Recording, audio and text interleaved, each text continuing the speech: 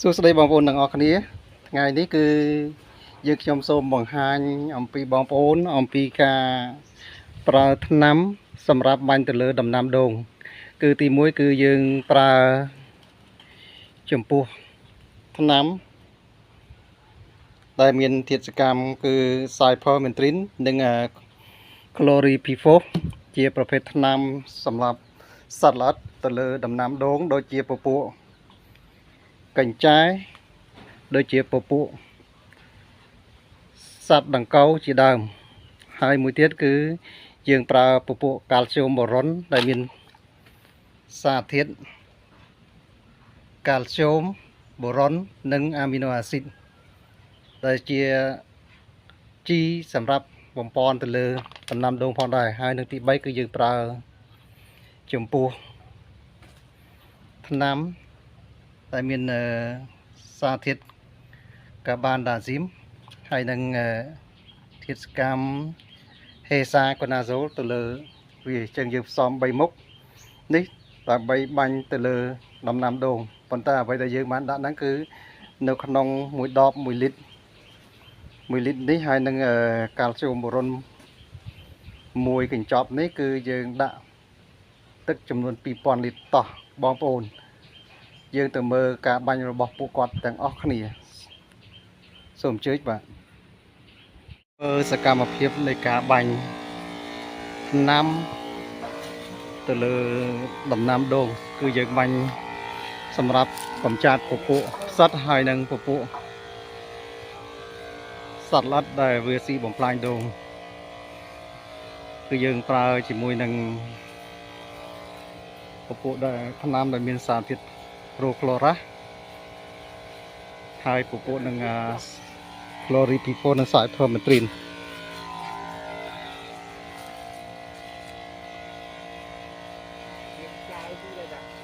ហើយនៅទៅលើដំណាំដូងក៏មាននៅសត្វកញ្ចែដែលស៊ីបណ្ដូលដូងដែរ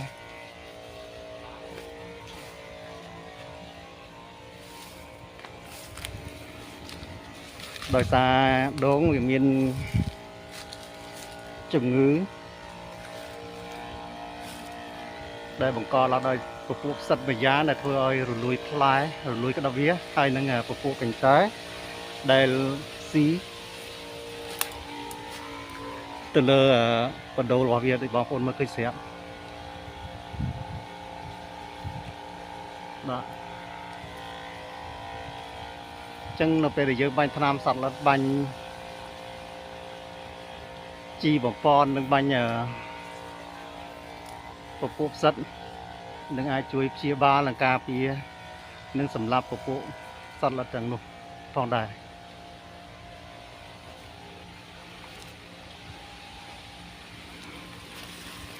ដូងមកគាត់នេះបើគាត់ថែទាំគឺបានផ្លែច្រើនការដែលទៅចេញនៅដើមរដូវគឺផ្កាក្តាប់ច្រើនណាបងប្អូនមើលឃើញស្រាប់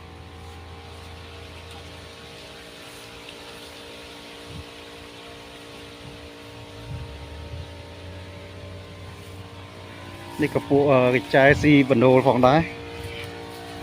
ដើមនេះ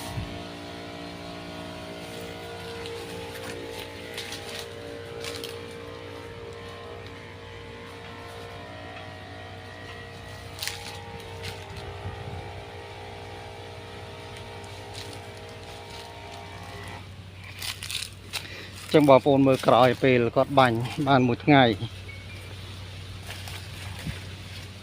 អានេះគឺជាដើមដូងដែលគាត់ក្រោយពេលគាត់បានបាញ់បានមួយថ្ងៃបងប្អូនមើលអាក្តាប់នេះក៏ចាប់ដើមរីកហើយអាក្តាប់នេះក៏ចាប់ដើមរីកដែរបងប្អូនអាណាដែលវាលួយងាប់លួយស្អុយវាស្អុយទៅហើយប៉ុន្តែតែនៅសល់គឺបានរីកលូតលាស់ឡើងវិញ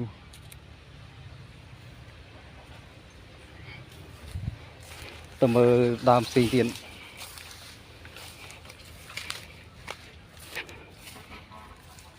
ដូចជាដើមនេះជាដើមបងប្អូនមើលក្រោយពេលបាញ់ហើយ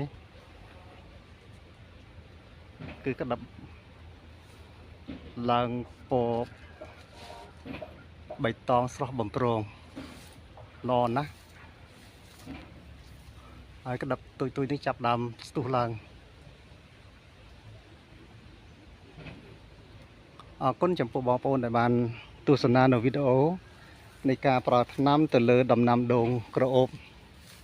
ដែលស្ថិតនៅក្នុងភូមិស្រល់ឃុំយីម៉ៅពេជ្រនិលស្រុកភ្នំស្រួយខេត្តកំពង់ស្ពឺសូមអរគុណសូមជម្រាបលា